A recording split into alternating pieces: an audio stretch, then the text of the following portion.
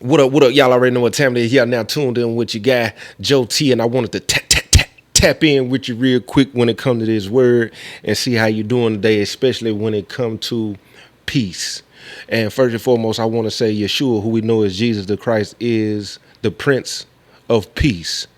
Now, one thing I know that the word makes a clear distinction of is the difference between the world and his kingdom. And when it talk about the world, it's talking about things that are opposed to the kingdom of the Most High. It's talking about things that are against the things that really don't want to see you uh progress when it comes to your spiritual relationship, when it comes to the king. When it's making references to the world, it's making references to the things that the Most High hates. Because when we're talking about the world, we're talking about deception, which is most importantly, we're talking about sin. We're talking about things that's drawing you further and further away from the king. We're talking about the world that puts you in a state of anxiety and depression and stress. It does so many things to you. And to me, the word is the only way to be able to distinguish what is the true peace. And the true peace is having a relationship with Yeshua, who we know as Jesus the Christ, who is the Prince of Peace. And I wanted to come out of the scripture. We in John chapter 14, verses 27. He said, "Peace I leave with you. My peace I give to you. Not as the world gives you, do I give to you. Let your heart not be troubled, neither be afraid." Now, in this scripture, we see the first thing he said, "Peace I leave with you." That peace is a peace when the world is full of chaos, destruction, confusion. It's causing frustration. It's causing heartbreak. It's causing headache. It's causing all kinds of things that you just can't understand. We have to have an inner peace that allows us to be calm through the storm. Now, as humans, our first thought and our first initial response to something that has disturbed our peace is probably to scramble and figure out how to get it back, how to fix things. But sometimes we just don't want to come to the conclusion that we just can't fix everything. I had a friend of mine years ago tell me, he said, "Boo, you can't put out every fire. Sometimes you just got to let it be what it is and have peace within."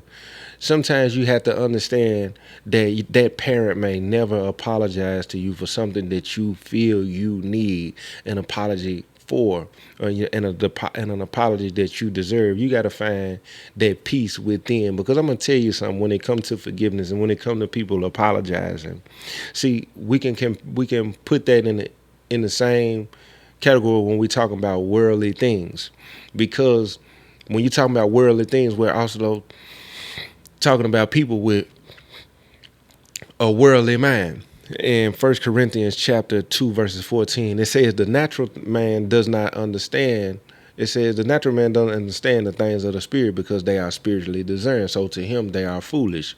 And people who have a natural mind are people who operate in the world, who have a worldly mindset. And if you have a worldly mindset, you don't understand the power of forgiveness. And if you understand that that person is operating in pride and ego and don't never want to give you that forgiveness, guess what you have to do? Not only do you have to forgive that they don't know how to forgive, because the forgiveness is first for you, because whoever does not forgive will not be forgiven. You also have to find that inner peace and never getting that apology. You have to find that inner peace and never being able to mend something that was broken or something that fell apart, and it wasn't even your fault. You have to find that inner peace in whatever that is. He said, "Peace I leave with you." He said, "My peace I give to you. Not as the world gives, do I give." Now, clearly he made there's two different things going on right here. There's a peace that a lot of people think that they have that's a worldly peace. Not, he said, not the peace the world gives to you.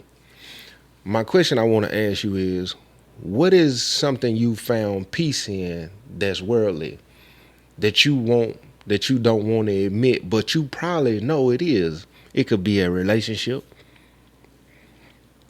And in that relationship, you found a sense of comfort. You're getting validation. You're feeling a void. But the truth of the matter is, it's a worldly peace. It's temporal.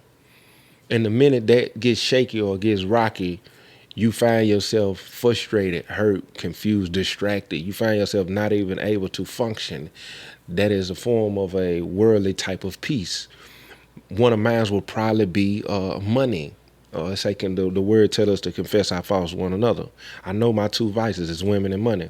And in money, I find myself thinking it can create a happiness. And when you talk about happiness,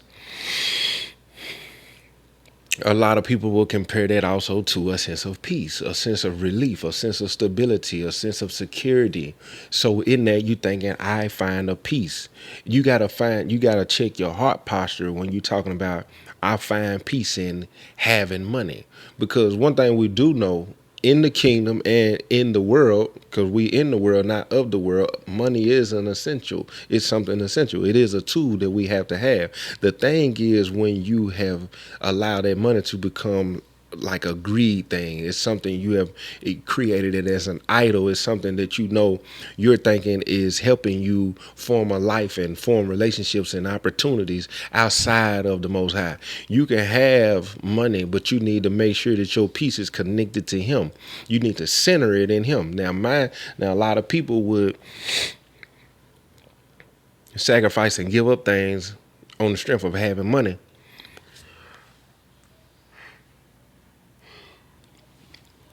because they feel like that'll give them peace. Having a lot of friends, there are people who don't even realize, being a people pleaser, you feel like there is peace in always being the liked one, the go-to person. And the whole time you could be being used up, but you know it though. But there's a certain voice that you're trying to fill and trying to substitute that with a worldly peace. What is it that you know is something you're receiving from the world that's giving you a worldly peace that's not connected to the inner peace? Because if it was stripped away from you, the first thing you would do is probably fall apart. That's the way you can really distinguish the difference. That's why when you look at people who are materialistic, right? When you look at people who are materialistic, and they'll thank God for the material things, but then they get exposed when the material things get stripped away, and it's, man, you know what I'm saying? They find themselves, they finding their identity in the things. It was giving them peace. Their peace was never tied into Him. Because if your peace was tied into Him, then you know that the world, it could give and it could take away. And that's kind of how it's set up. Your peace will still be locked in on, well, if I lose it, I lose it. You know what I'm saying? It is what it is. When it says, my peace I give to you, not as the world gives to you. He said, let your heart not be troubled, neither let it be afraid. Okay. Now, when we look at Yeshua's ministry, we in 2025. We really can't. I don't think nobody can really tell us how old this word, the word is, right? So when we look at Yeshua's ministry, one thing we see is he was house to house. It almost looked like the king was from pillar to post. Compared to things now, back then, I'm pretty sure it didn't look like things now, and especially how things are when we talking about design and brand, all kinds of things, right? When we look at it back then, when he say, let your heart not be troubled, neither let it be afraid. My peace I give to you. And we look at all the access we have now, we have in social media, and then we're having people compare their life based on things that they have and things that they don't have, opportunities that's been presented and opportunities that they get. He said, let your heart not be troubled. We have so many people right now whose hearts are troubled based on comparison because of a worldly understanding of what will give them peace. We have so many people that it said, neither let it be afraid. Your heart is in trouble and you are afraid when you look at the chaos that's going on. A lot of us are not as stable as we want to be. When you're not as stable as you want to be in the world we have now, and let me tell you something, that's very understandable.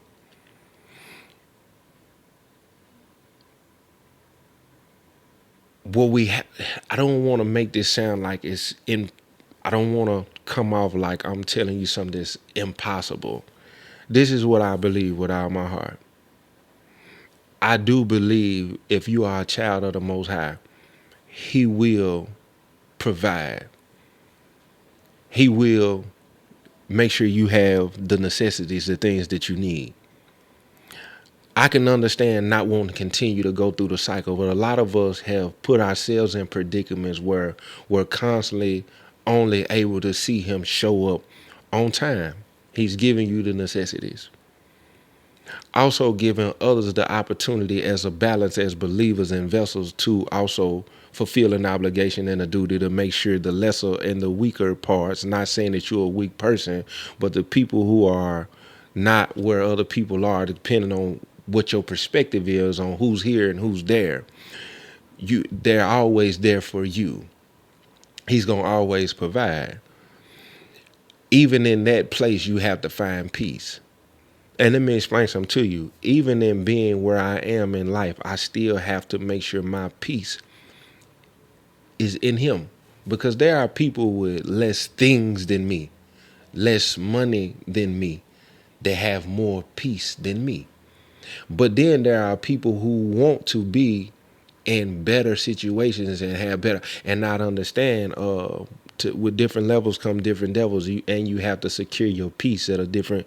I find myself a lot of times not being peaceful, wanting to keep going. The enemy come in and snatch away that peace, pleasing people, or the high demand to keep producing and keep progressing. It gets tiresome. The scriptures say don't get weary while doing good. Well, let me explain something to you. A lot of us get weary while doing good, and that peace gets snatched off from under us because a lot of time we get into people pleasing and wanting to keep going and keep going and keep going and keep going, and not understanding that your peace, your comfort, and all of the fruits of the spirit is not center. You're getting away from where the center is. When you watch Christ's ministry, He never put Himself in a position to where He had to do way more that was expected of Him outside of what was prophesied about Him and what He was supposed to do. He done what He was supposed to do, how He was supposed to do it, and He didn't try to get outside of doing that. We find ourselves a lot of times in a rat race now because we compare and we feel like we need to be further along than where we are. And then we find ourselves losing peace because we're chasing a worldly peace.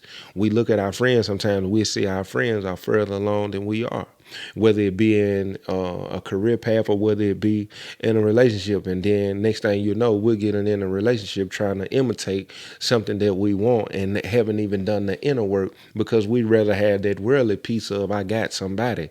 We'll rather walk through a door that wasn't even open to us, and we know it wasn't open to us just on the strength of being able to brag and say that the door was open to you and that opportunity presented itself. Next thing you know, you're in a situation that you didn't want to be in. You was backstabbed, you was betrayed, and all these types of things because it was a sense of worldly peace that came to you. Now, you can also walk through a door that was meant for you to go to and find out later on that it wasn't peaceful, but your discernment can kick in later on because it could be a season where, hey, you're going through there, but it's only so far.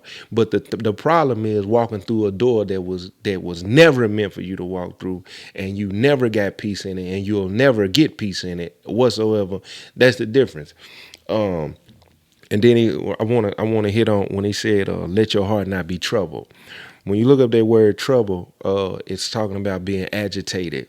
It's easy to point out something that's gave you a sense of worldly peace. Is it agitating your heart all the time?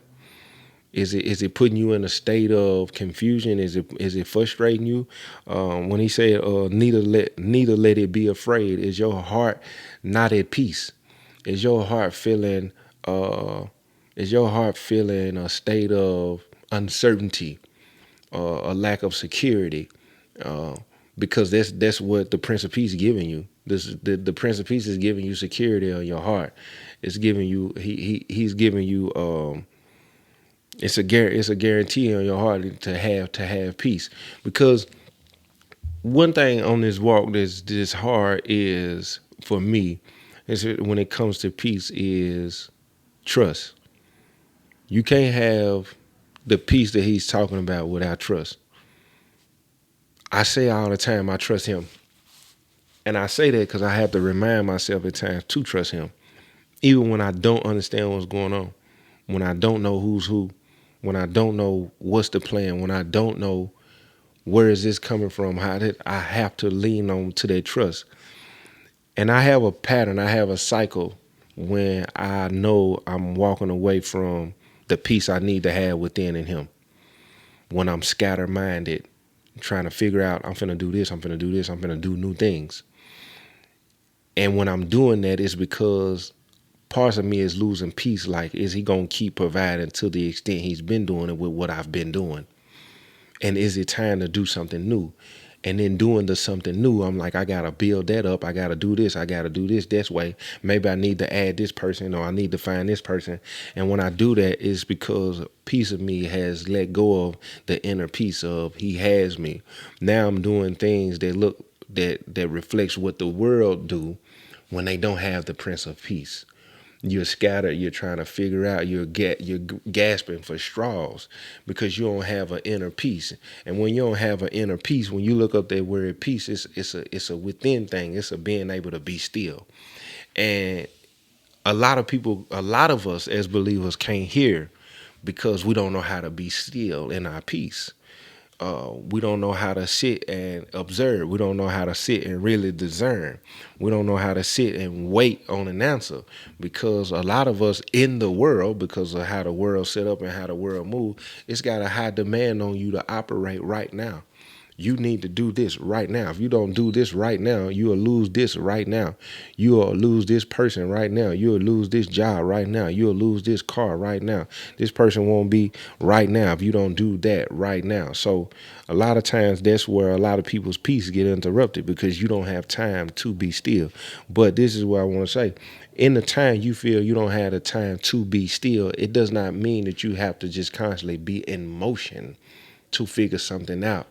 You can be still and still be moving.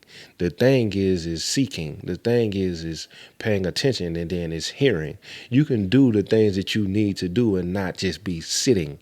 See, a lot of people want to pray and then expect somebody gonna knock at the door, you're gonna open and they gonna give you all the answers that you need, and not understand you still have to be moving. You gotta operate. I'm telling you to operate with a Prince of Peace type of peace, not a worldly and just being all over the place. He said, "My peace I leave with you, my peace I give to you. Not as this world gives, I give to you."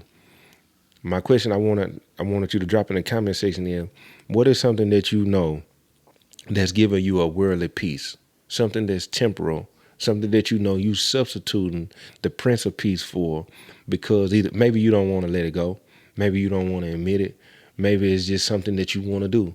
And it's nothing wrong with saying that. I just don't want to take my hand off of it. This is what I like to do. And what is that you know, if he removed it right now, would it set you back? Would it distract you? Would it bother you? Would it? And I'm not saying not to be human.